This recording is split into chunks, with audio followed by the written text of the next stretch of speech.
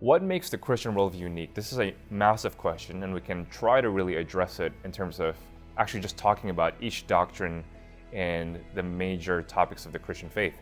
So perhaps we'll come up with three responses to this. I think the Christian faith is unique because it offers a Trinitarian perspective. In other words, in the Christian worldview, we see all of reality as mirroring in some way the triune God, right?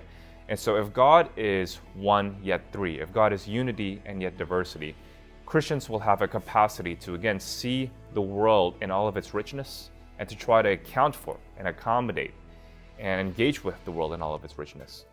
Bavinck would argue that without this Trinitarian understanding, you're going to end up tempted to reduce the richness of reality to just one of its aspects.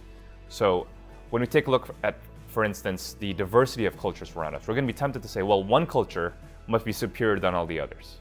Or one culture is really the solution to all the others, right? Rather than seeing that all of these cultures is really an implication of who we are as made in the image of the triune God, we're going to end up isolating one culture and using that as a standard for all others, which a lot of problems really do stem from that sort of move.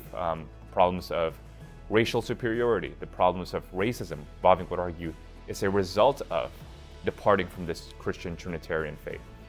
The second way in which the Christian faith is unique is that, again, it provides a view, therefore, of the image of God that holds together tensions that the world wants to take apart.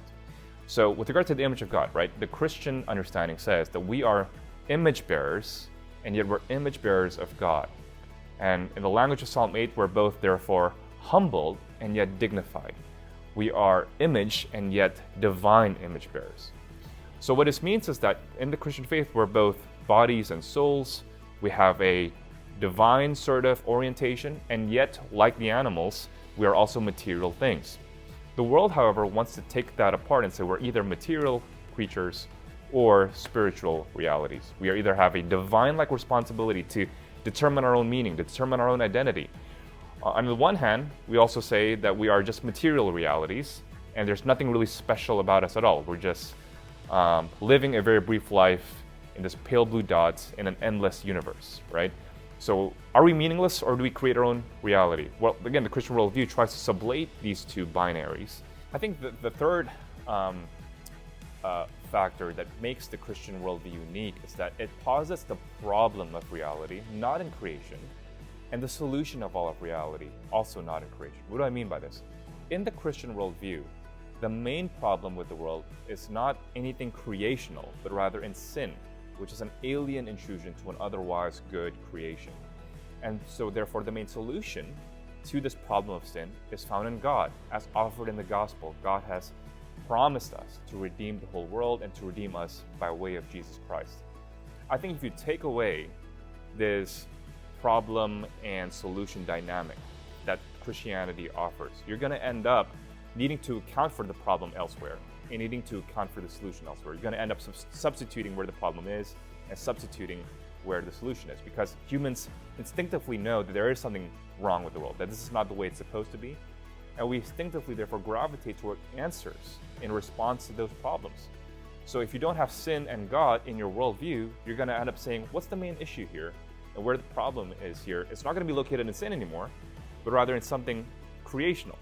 Maybe the problem primarily is in the fact that people just lack material goods. The main problem is poverty. And so the main solution is, if everybody just has more material goods, then all of the problems of the world will go away. Now, from the Christian perspective, the issue with that is that sin cuts across both the rich and the poor.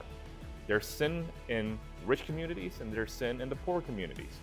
And so just giving people more material goods is not going to solve the fundamental issues of the heart. Another perspective Bavinck again offered was that people are going to start saying, if the problem is not sin and the solution is not God, maybe the problem is just in one culture and the solution is in another culture.